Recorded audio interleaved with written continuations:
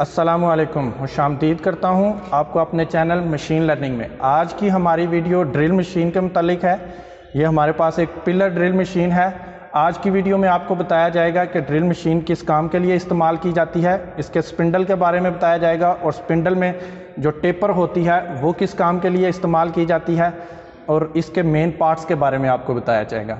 Video में आगे चलने से पहले आपसे गुजारिश है कि हमारी वीडियो को लाइक करें, हमारे चैनल को सब्सक्राइब करें, बेल आइकन को लाजमी दबाएं ताकि हर आने वाले नोटिफिकेशन आपको मिल सकें और ये मुफीद वीडियोस दोस्तों में शेयर किया करें ताकि ये मालूमात दूसरों को भी मिल सकें। तो चलते हैं अपनी वीडियो में आगे। सबसे पहले ड्रिल मशीन एक ऐसी मशीन है जिस पर हम किसी मेटल के अंदर, किसी लकड़ी के अंदर, किसी प्लास्टिक के अंदर सुराख करने के लिए इस्तेमाल में लाते हैं। इसमें कंक्रीट में अमूमन इससे सुराख नहीं किए जा सकते क्योंकि कंक्रीट में सुराख करने के लिए हैंड ड्रिल मशीन हम ज़्यादातर इस्तेमाल करते हैं। इस मशीन के जो मेन पार्ट्स हैं, बड़े पार्ट्स, उनमें सबसे पहले ये पार्ट अगर देखा जाए, ये जो आपको लीवर नज़र आ रहे हैं, तो हम इसको कहते हैं हैंड फीड लीवर। इस लीवर की मदद से हम फीड देते हैं जब हम कटाई का अमल सर अंजाम देते हैं। उसके आगे नेक्स्ट पार्ट जो सा है ये वाला, ये इसका हेड कहलाता है। हेड के अंदर पुलीज और बेल्ट होते हैं।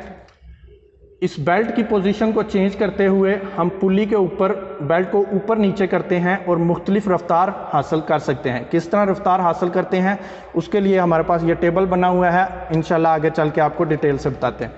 तो ये इसका हेड है। उसके बाद ये इसका पार्ट जो सा है ये मोटर है। मोटर अमूमन पुली को ड्राइव देती है जिसकी मदद से ये पुली हमारी फ्रंट वाली पुली को ड्राइव देती है जो स्पिंडल के ऊपर लगी हुई है और हमारा ये स्पिंडल जो सा है ये रोटेट करना शुरू हो जाता है।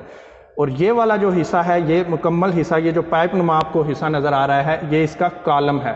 तो ये नेक्स्ट ड्रिल मशीन का ये जो हिस्सा है ये टेबल है। इसका टेबल के ऊपर हम अपनी वाइस को क्लैंप करते हैं और अपने जाब को मुख्तलिफ क्लैंपिंग डिवाइस की मदद से क्लैंप करते हैं जब हम सुराख काट रहे होते हैं।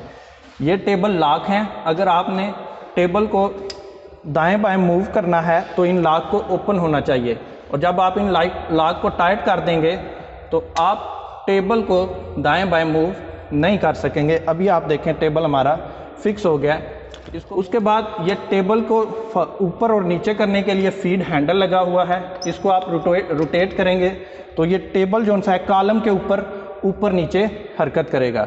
ये कॉलम है, आपको बता चुका हूँ पहले कि ये जो पाइप है ये कॉलम है। और उसके अलावा ये जो नीचे है ये बेस है। ये जो नीचे वाला हिस्सा ये मशीन की बेस है। मशीन पर बेस ही सहारा, तमाम मशीन बेस पर ही सहारा लेके खड़ी होती है। तो और ये जो स्विच है ये हमारी मशीन का ऑन ऑफ स्विच है। इससे अगर ऑन करते हैं तो आप देखें कि मशीन चलना शुरू हो चुकी है। अगर हम इसे पुश करते हैं यहाँ पे तो आप देखें कि हमारी मशीन बंद हो चुकी है। तो ये हमारी मशीन का ऑन ऑफ स्विच है। मशीन का ये वाला जो हिस्सा है ये मशीन का स्पिंडल है। अब आपको स्पिंडल की टेपर के बारे में बता दिया जाए कि स्पिंडल के अंदर कौन सी टेपर होती है, किस तरह इसे चेक किया जाता है और इस टेपर का इस्तेमाल क्या है। ये मेरे पास मूव्स टेपर का सेट है। इसमें सबसे पहले ये हमारे पास जो टेपर है ये मूव्स टेपर 1 है, ये 2 है, ये 3 है और ये 4 है। इसी तरह आप देख सकते हैं इन पे लिखा भी हुआ है। अब इस स्पिंडल की टेपर चेक करने के लिए हमें ये तो पता होता है कि ड्रिल मशीन जो है उसके स्पिंडल में मूव्स टेपर है, लेकिन कौन से नंबर की है ये नहीं पता होता। तो हम इस टेपर को खोलेंगे तो इसका एक मेल पार्ट है और एक फीमेल पार्ट है। इसको इसके अंदर सेट करेंगे तो देखेंगे कि जो इसके अंदर आसानी से बैठ जाएगी वो वाली हमारी टेपर होगी। तो ये हमारी नहीं बैठी तो इसका मतलब ये टेपर हमारी नहीं है। इसी तरह नेक्स्ट चलते हैं। नेक्स्ट ये हमारे पास 2 है। 2 देखते हैं तो ये भी अंदर फिट नहीं हुई, बैठी नहीं है, तो ये भी नहीं है। इसी तरह नेक्स्ट हम 3 पे चलते हैं तो ये देखते हैं तो ये देखें ये हमारी टेपर गेज अंदर बैठ गई है मुकम्मल। तो इससे पता चल रहा है कि ये जो टेपर गेज है ये इसके अंदर सही बैठी है और स्पिंडल के अंदर इस टाइम मूव्स टेपर 3 है।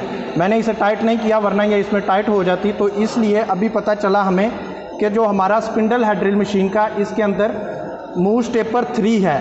तो अभी इसके अंदर जो भी एक्सेसरीज लगाई जाएंगी, चाहे वो ड्रिल चक लगाया जाएगा, चाहे ड्रिल डायरेक्ट टेपर ड्रिल लगाए जाएंगे, तो वो जिसकी मूव स्टेपर 3 होगी वो डायरेक्ट इसके अंदर फिट हो जाएंगे।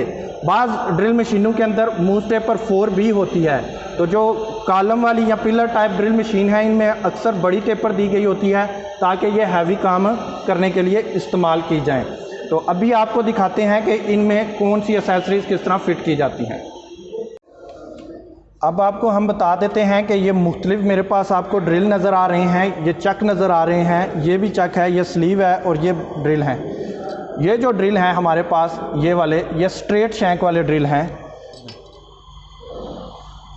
और ये जो ड्रिल हैं ये हमारे पास टेपर शैंक वाले ड्रिल हैं।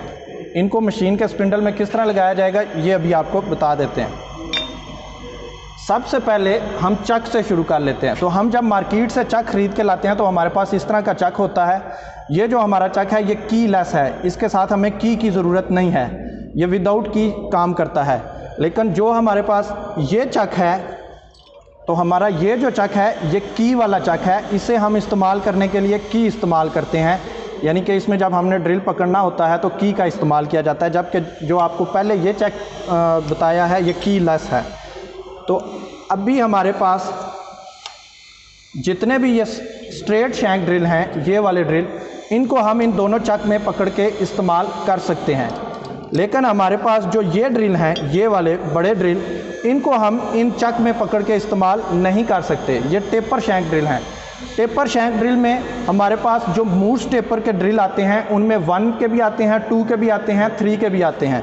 तो इस टाइम हमारा ये जो ड्रिल है ये हमारे पास 2 ड्रिल जो उनसे हैं, ये वाले 2 ड्रिल, ये हमारे पास मूस टेपर 3 के हैं।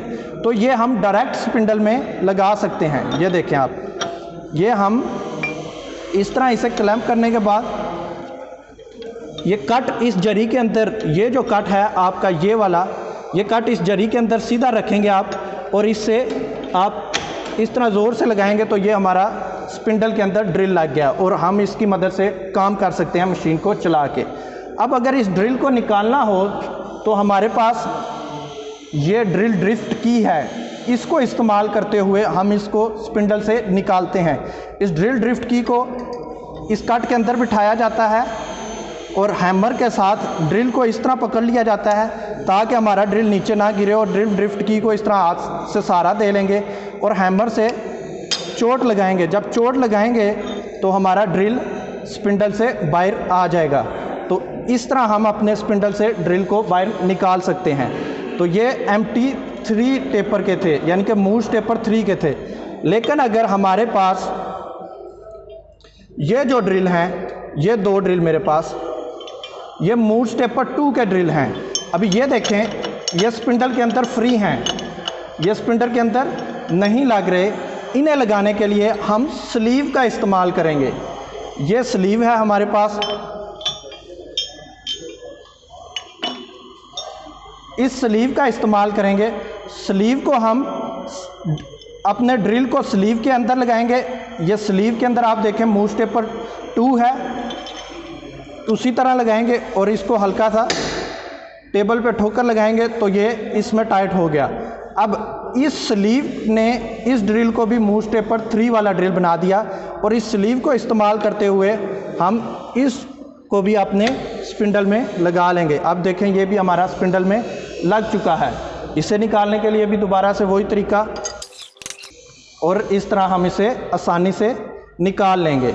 तो ये अब इस स्लीव को निकालने के लिए भी हम ड्रिल ड्रिफ्ट की का इस्तेमाल करेंगे। इस जगह रखेंगे, अपने टेबल पे रख के चोट लगाएंगे तो ये देखें हमारा ड्रिल ड्रिफ्ट ने स्लीव के अंदर से ड्रिल को निकाल दिया। तो जो छोटे ड्रिल हैं जिनकी मूस टेपर 1 है या मूस टेपर 2 है, उनको मूस टेपर 3 के अंदर लगाने के लिए हम स्लीव का इस्तेमाल करते हैं।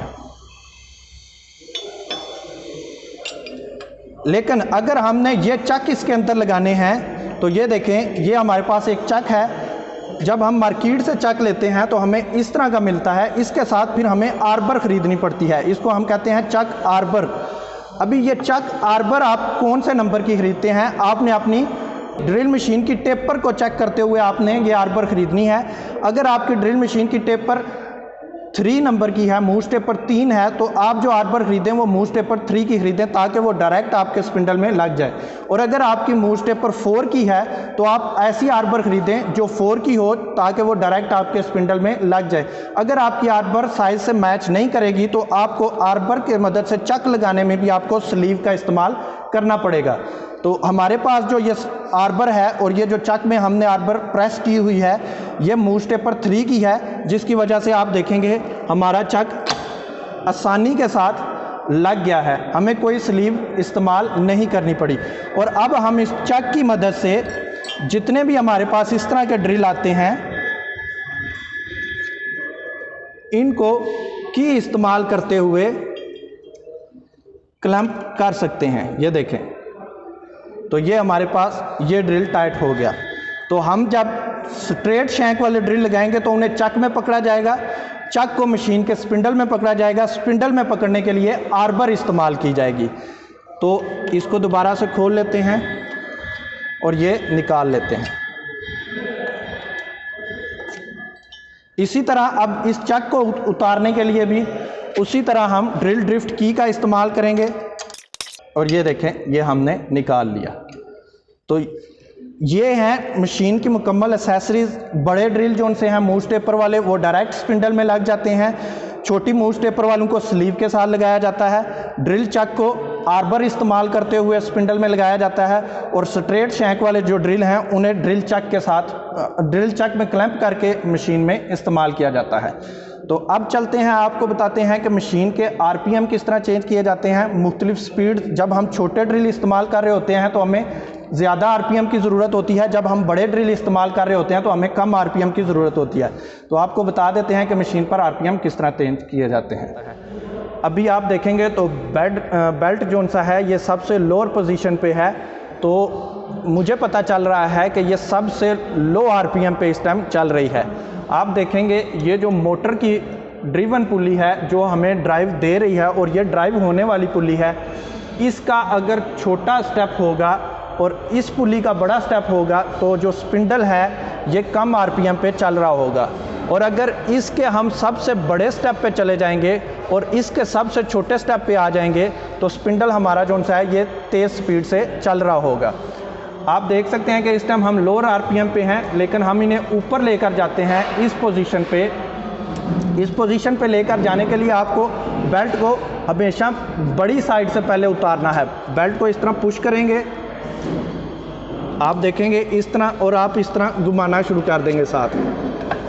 तो ये देखें इस साइड से बेल्ट ऊपर वाली पोजीशन पे चला गया है, लेकिन इस साइड से अभी भी बेल्ट नीचे वाली पोजीशन पे है।